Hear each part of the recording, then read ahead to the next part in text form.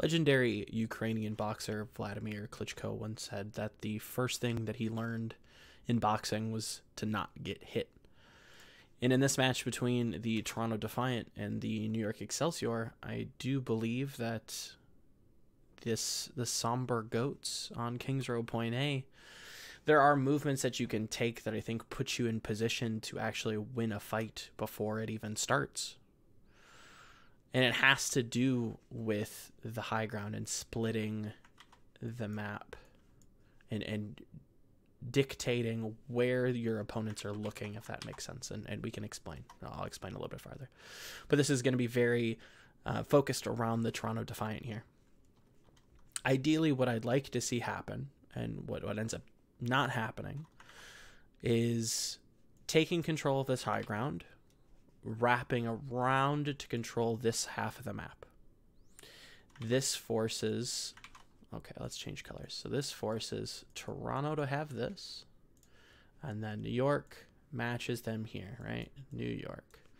But what's awesome about this somber composition is now that New York is having to fight the shield war, either on high ground. I think that even if you put Toronto further handicapping them on the low ground, this concept still plays out pretty well. Is if you put the Sombra behind, now she has all of this space to work in for free. She can get hacks, or translocators are a little bit more safe. You have multiple angles of pressure if they do try to push point. There's ways that you can manipulate the map and really use it in your favor, and I think that's something that Overwatch League teams are going to start to utilize in the future, but I think that they could better utilize them now. So what I'd like to see happen from Toronto here is have them push high ground, jump over, deny Nene. You know, if he stands there, he dies. He has to retreat, obviously. And this is you know, what ends up taking place, right? They deny Nene. It's something that happens pretty much on most maps. Some teams are a little bit more keen to holding this choke. I don't think anybody's really holding here much anymore, but everybody's holding roughly around there. Some teams put their Zarya to you know, stay with the clump. Some teams put them on the high ground up here where Nene's standing. You rotate this way to deny him that space. And you see Washington in particular, you see now Toronto doing this. They're jumping over to control this part of the high ground. And what doesn't... I can't find a reason why we're not fully utilizing this, especially for running Sombra. So consider the following, right? So we keep our 5 clump here. So our Ryan, our Zarya, our Brig, our Zen, our Lucio, and our Sombra rooms, right? And we take them, we rotate this way. We take Toronto's clump of 5 on the high ground, and we rotate to control more of the high ground, right? This puts New York in a weird position. Our you know, the Toronto's Sombra is cloaked, so they don't really have much of an idea where she is. New York either sits point. If they sit point, that's fine. We can control this angle. And if we're given enough time, if Toronto Sombra stays cloaked and is poking, you know, pretty quietly, not you know, staying too long, because again, this is New York, you know, you just can get right clicked. We can control this angle as well on the high ground. So now we have 2 angles of pressure. And if New York wants to control point, it's pretty difficult, seeing how you have 3 angles of pressure to deal with. Not only do you have your Brig and your Zen over here, Toronto, you know, Defiance, Brig, and Zen on this high ground, Ryan, Lucio, Zarya on this high ground, shelling them on point. Vice versa. It doesn't really matter which way you want to go. You have 2 angles of pressure here. Then you have the Sombra poking from the back. I think that's insurmountable, and New York loses that fight if they choose to stay on point. Now, again, we want Defiant to have high ground. We want them to hold this. Now, what if, for instance, New York chases them? They're going to chase them in, up and around and try to chase them into a fight. Now, this is where your Sombra again comes into play. If they chase you, if New York chases you in and up onto the high ground, you can move your Toronto's Sombra to contest point. So now we're getting point pressure for free. Now we're starting to get ticks for free. We can completely, by we I mean Toronto, can just kite back, or they can kite back and down. They don't ever really have to engage New York in a fight because there's always a way to pressure them. We can pressure a point. Cool. We're getting objective time for free. We don't ever have to fight. We don't ever have to fight and poke them and you know, do these very strange and arbitrary, like, ground and pound fights. We can take high ground. We can pressure from multiple angles. We build EMP slowly. That's kind of what this composition wants to do. When you're playing this Sombra tank 3-3 composition into your standard goats at the moment, you don't have the opportunity to play very quickly, and that's kind of what Toronto falls into. They fall into playing quickly after Envy gets a hack onto Meko here. There's the hack. They start to inch up. They're inching, they're taking space. I don't think you're really allowed to do that. Your ideal goal is to stall until you get EMP, and then you win off EMP. But once you start to take mistakes here, once you start to take chip damage for free and you start to get pushed back and you start to get collapsed on, New York gets the chance to build ultimates. They start to get to be able to build some of these key support ults that's going to really mess with your EMP. Regardless of that, regardless of how some of these later fights go for Toronto, because they do kind of end up getting very sloppy and get very messy, they're already not really showing a whole lot of understanding, I would say, when it comes to this Sombra style. We're playing a little bit too aggressive. Again, we get this hack. Oop, a little too far. We get this hack onto not the best target. I think target priority is probably Rhine Brig as number 1, Zarya 2, D.Va 3. So, like, again, it's not a terrible hack target. That's not what I'm saying at all, and hopefully that's not coming across that way. But to kind of play a little bit too aggressive because we've hacked a D.Va, I don't think that's necessarily too fair. Does that help us keep up with the shield war? Yeah, 100%. She can't use micro missiles. She can't use defense matrix to block our fire strikes. That's perfectly fine, but I don't think we inch forward. If we inch forward, there's going to be a point where New York just explodes on us. And it's unfortunate that Yakpon actually gets bopped into the New York clump, but I don't think that we should be inching forward here. And again, we're just forfeiting. By we, I mean Toronto. Again, this is through Toronto's POV. We're just forfeiting all of this high ground that we could be abusing, that we already kind of had control over once we moved over here on the first fight. And that right there, this is what gets me.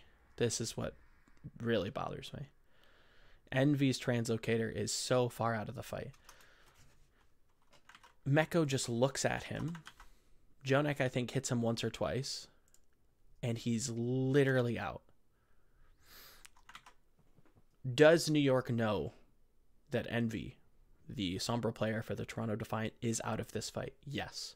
If you look at the D.Va here, if you look at Meko here, once the placard comes out, you're going to notice him turn to spy check. He finds Envy, chunks him quite low. Envy TP's out. New York knows that Sombra is not able to be here, anywhere over here. There's no pressure from the Sombra whatsoever at this point. Now, do they know that Envy is literally in Antarctica? Probably not.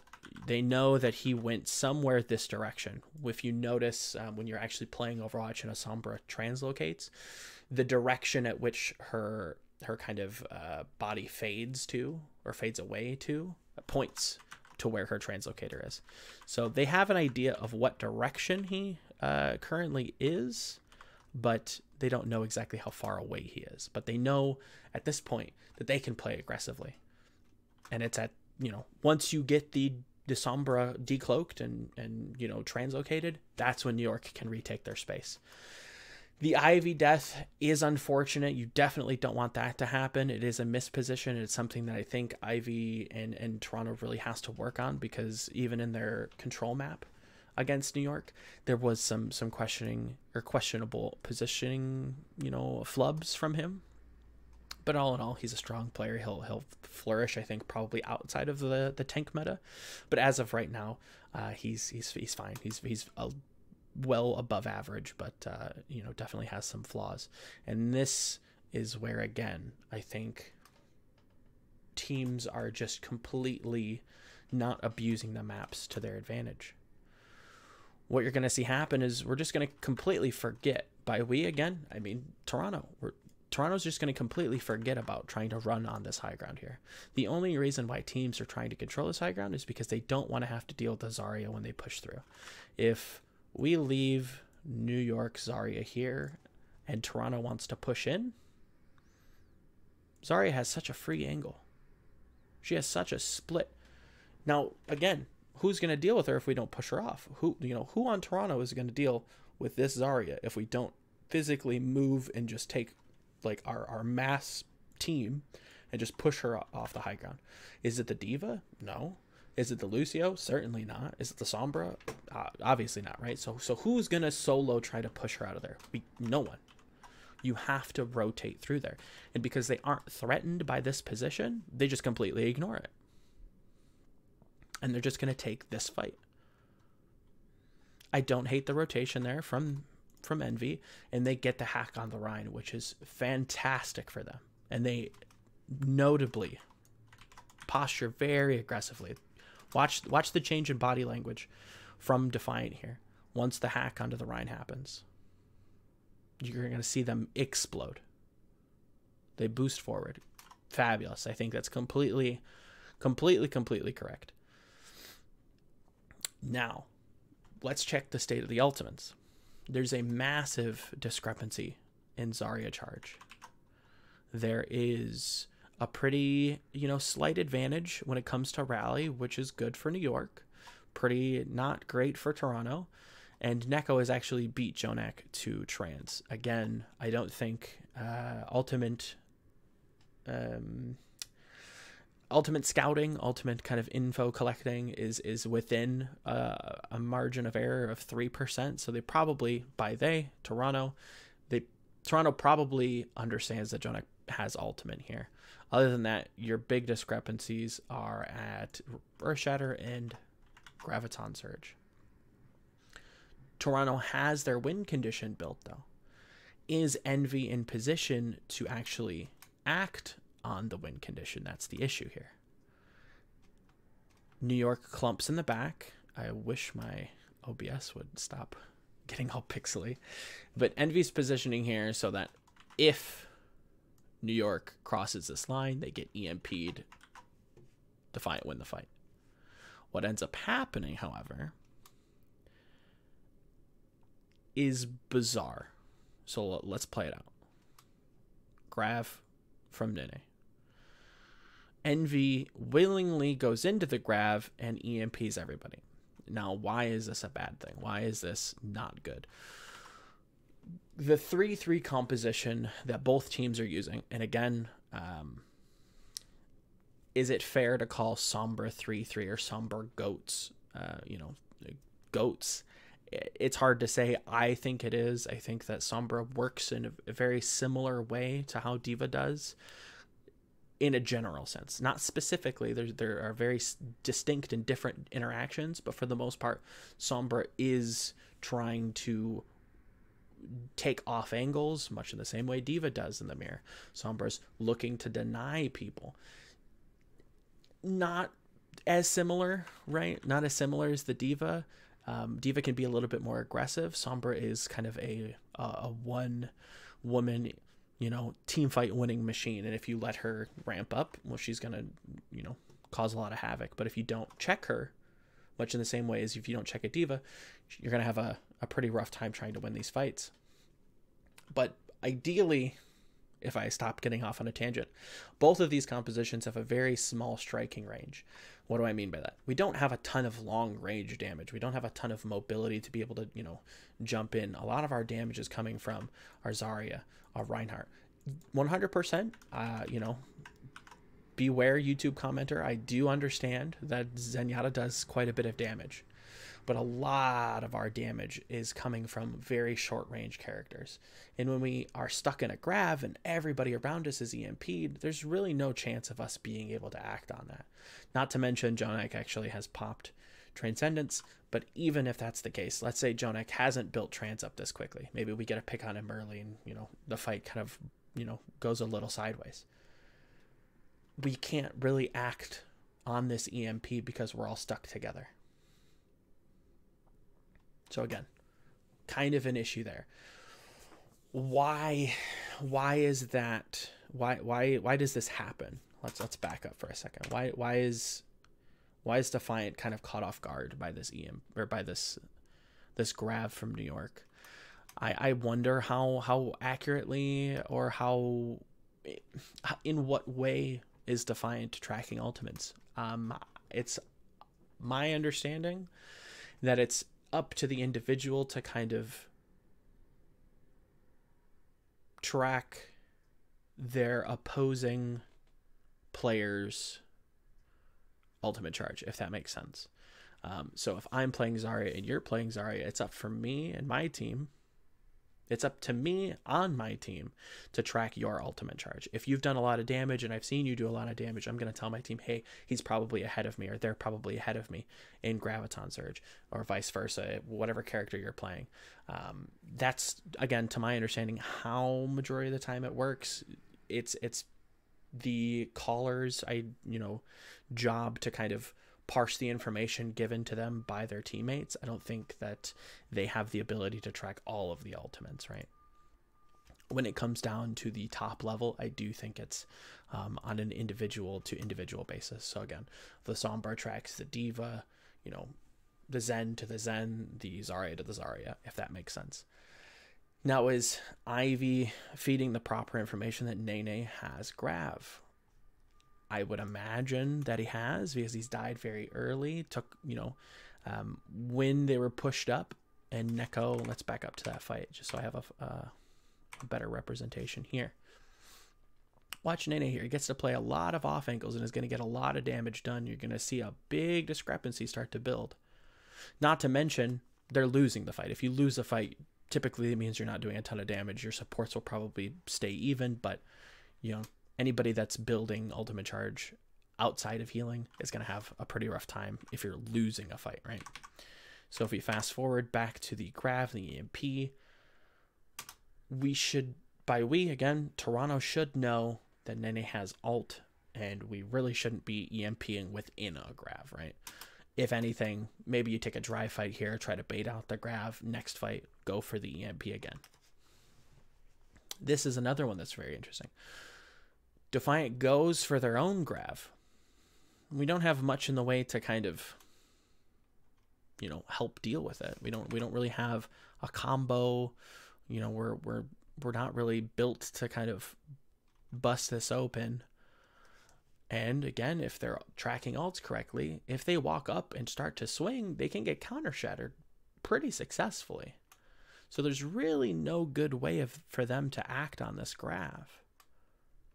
They're not even really baiting anything out. They got Rally, but Rally's pretty lackluster in terms of ultimates. So we've used grav, we used EMP, we've used Trance for, NYXL's grav. And now we're using Sound Barrier. We're just digging a deeper and deeper and deeper hole. Defiant just can't catch a break here when it comes to this point A attack. And I don't think they really ever have to put themselves into this position. I think you genuinely, if we go back to this first fight again, you wrap around, control the high ground. There's not a lot of good options that New York can do. Is New York a scary team when we talk about this kind of a little bit slower positional focus, rotation and kind of macro strategy? Yes. Why? Because a lot of it's predicated on the fact that we're putting Sombra in positions where there isn't a ton of cover. And when that occurs, you have to be very wary of the enemy Zenyatta, because they sometimes will just click you on your dome and kill you, right? But when you control Catwalk here, when Defiant wraps around and controls this, now they've kind of flipped the script, and now they're kind of in a defensive posture. Now we have amazing angles for our Zenyatta, for our Zarya to kind of poke into NYXL's clump, and that's going to force NYXL to do not too many. They don't have much to do. If they back into this corner, there's rotations to counter that. We have these two angles. This corner, it's not safe, so they have to back out this way. As they back out this way, maybe Defiant puts their Sombra here. Again, now we have angles and we have point control. That's kind of already checkmate.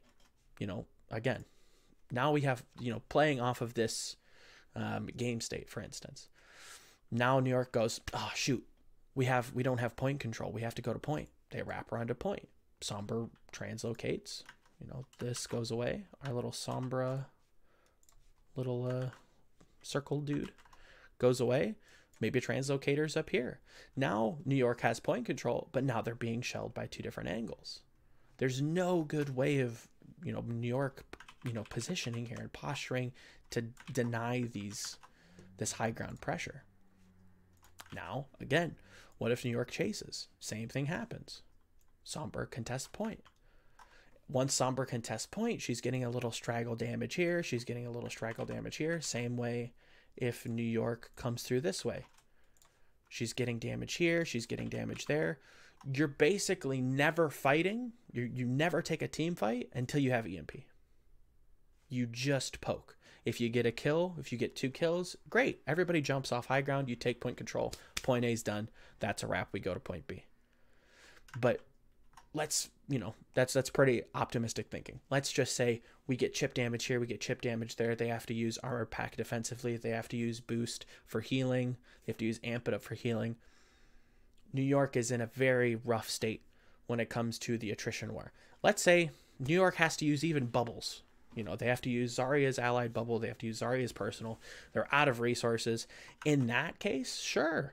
If Defiant wants to come off high ground and take point control and, again, I want to make this very clear. Once you wrap this way and you start to burn those key resources in this 3-3 metagame, and you've turned New York's back and now they're looking this way, Sombra has all of the spots in the world to be able to farm. Look at all these translocator spots, right? I wouldn't say those were translocator spots. Those are just spots that she can stand and do considerable damage to them once they're turned. But it's about turning the point of view from New York around. It's about taking these high grounds for Defiant and abusing the map geometry to your advantage to be able to literally take a fight without ever actually being hit. I do think Toronto's a good team. I do think this will happen more in the future, and you'll see very, very slow and methodical point A's. Actually, one team that did this very, very well was Team UK. I think it was against South Korea, actually. I remember Kib playing Roadhog, and they did something very similar, and it kind of was inspiring. So if you, maybe I'll do a review of that next, and maybe I'm wrong. Maybe I'm not entirely, maybe I'm not remembering it correctly. But again, I think you can win specifically a lot of these first points without ever really having to get hit because of just the way you move around the map and putting the defensive team in poor positions. So yeah, if you liked this content, or you like any of the analysis videos that I've been doing recently, definitely leave a like and subscribe and all that jazz. Follow my Twitter, follow my thoughts over there at Volamel, Volamel, and leave a comment down below on what you think, if you think this is dumb, or if there's a map that you'd like me to cover. So thanks again, and I'll see you guys in the next video.